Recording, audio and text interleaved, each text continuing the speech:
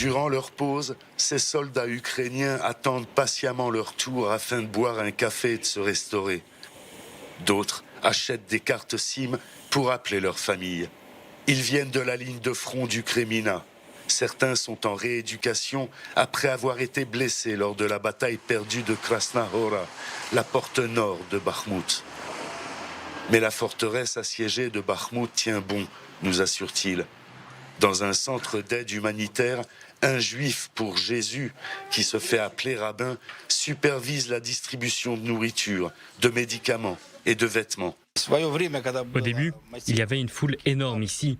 On a réfléchi et nous avons décidé que ce n'était pas pratique. Les gens attendaient trop longtemps et devenaient nerveux. Réfugiés, invalides, plus de 2000 personnes par mois viennent ici. Natalia Ivanivna y amène ses deux petits-fils, Anton et Gleb, pour acheter des vêtements de base. Mais les enfants ne sont pas très enthousiastes. Ceux-là, oui.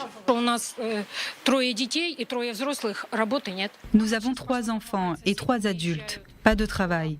Maman aide maintenant les voisins à partir. Et papa, il n'est pas avec eux. Mais mon mari est avec nous. Quelques 2000 familles reçoivent de l'aide humanitaire dans ce centre. La plupart de ces familles sont faibles, mais elles manifestent une résilience remarquable face aux difficultés et en dépit de l'alerte aérienne qui résonne dehors en ce moment.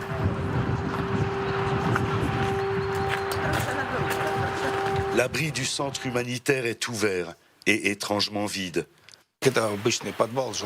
En fait, ce n'était que le sous-sol d'un bâtiment ordinaire converti en abri anti-bombe. Nous avons peur ici. Ce serait idiot de ne pas avoir peur. Nous nous cachons avec nos enfants lorsqu'il y a des alarmes suivies d'explosions. Je ne pars pas parce que c'est ma terre, mon pays. Je n'irai nulle part.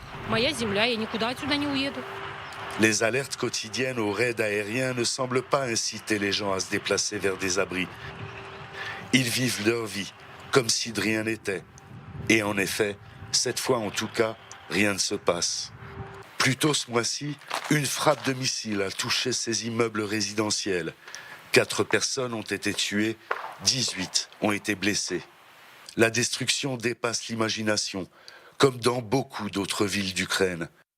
Sur une population d'avant-guerre de 200 000 habitants, il n'en reste que 80 000.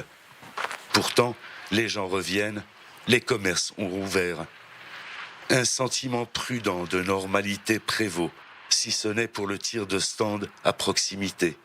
Bien que souvent débordés, les services municipaux fonctionnent. Les transports en commun aussi. L'électricité et le chauffage au gaz ont été rétablis. Il y a même une touche de couleur dans la sombre réalité de la vie. Les coupoles des églises provoslaves et les drapeaux ukrainiens semblent résister fièrement à l'offensive russe attendue au printemps.